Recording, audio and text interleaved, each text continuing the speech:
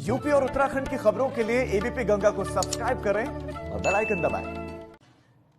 वहीं इस मामले पर आज यूपी के पूर्व डीजीपी बृजलाल ने अपनी प्रतिक्रिया देते हुए कहा कि हाथरस की पीड़िता के शव का देर रात अंतिम संस्कार इसलिए किया गया क्योंकि दिल्ली के सफदरजंग में पीड़िता की मौत के बाद से ही लगातार भीम आर्मी समेत कई संगठन प्रदर्शन कर रहे थे और पीड़िता के शव को अपने कब्जे में लेने की कोशिश कर रहे थे।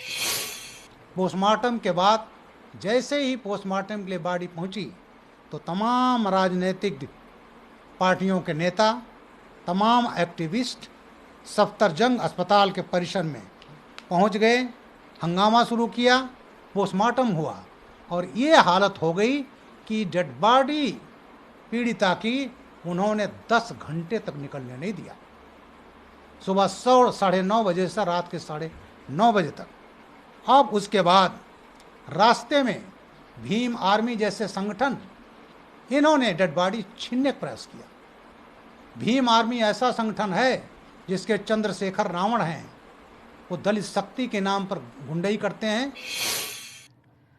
हाथरस कांड के बहाने यूपी समेत देश भर में जातीय और सांप्रदायिक हिंसा फैलाने की साजिश का पहले ही खुलासा हो चुका है, लेकिन आज इस मामले में ईडी की जांच के दौरान विदेशी फंडिंग के भी सबूत मिल गए हैं। ईडी के मुताबिक हाथरस के बहाने हिंसा फैलाने के लिए 100 करोड़ की फंडिंग की गई थी, जिसमें से अकेले 50 करोड़ की फंडिंग मॉरिशस से हुई थी।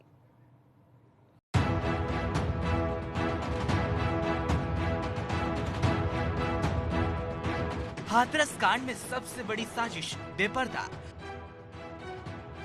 हिंसा फैलाने के लिए 100 करोड़ रुपए की फंडिंग,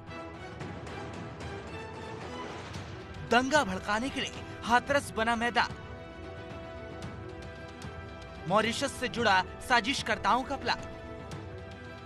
हाथरस कांड की पीड़िता को इंसाफ दिलाने के बहाने यूपी को जलाने की जिस साजिश से जांच एजेंसियों ने पर्दा उठाया है, उस साजिश की जांच अब सरहदों के पार तक जा पहुंची है। दरअसल यूपी में हिंसा की साजिश की जांच में लगी ईडी ने खुलासा किया है कि हाथरस के बहाने दंगे भड़काने के लिए मॉरिशस से 50 करोड़ रुपए की फंडिंग की गई थी, जबकि करोड़ों रुपए की फंडिंग खाड़ी देशों से की गई थी, जिसके लिए जस्टिस फॉर हाथरस वेबसाइट के अलावा कई और स्रोतों का सहारा लिया गया था। प्रवर्तन निदेशालय की तरफ से किए गए इस खुलासे के बाद ईडी ने अब इस मामले में मनी लॉन्ड्रिंग के तहत मामला दर्ज करने की तैयारी शुरू कर दी है। वहीं सीएम योगी आदित्यनाथ ने कहा, किसी भी तरह के षड्यंत्र को कामयाब नहीं होने दिया जाएगा। किसी की साजिश को सफल नहीं होने देंगे, किसी गरीब के भविष्य के साथ खिलवाड़ करने की इजाजत किसी को नहीं देंगे।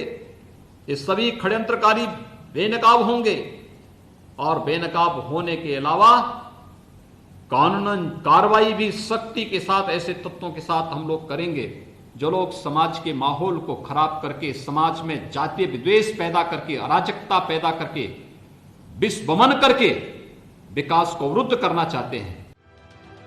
ईडी की शुरुआती जांच में खुलासा हुआ कि यूपी में जाति हिंसा को भड़काने के लिए 100 करोड़ रुपए से अधिक की फंडिंग की गई थी। यूपी सरकार का दावा है कि विरोध प्रदर्शन के आड़ में देश और प्रदेश में दंगा कराने की बड़ी साजिश रची गई थी, जिसके आरोप में 4 संदिग्धों को गिरफ्तार किया गया था, जिनके संबंध विवादित संगठन पीएफआई से हैं, जिन्हें 14 दिन की न्यायिक हिरासत में भेजकर पूछताछ की जा रही है।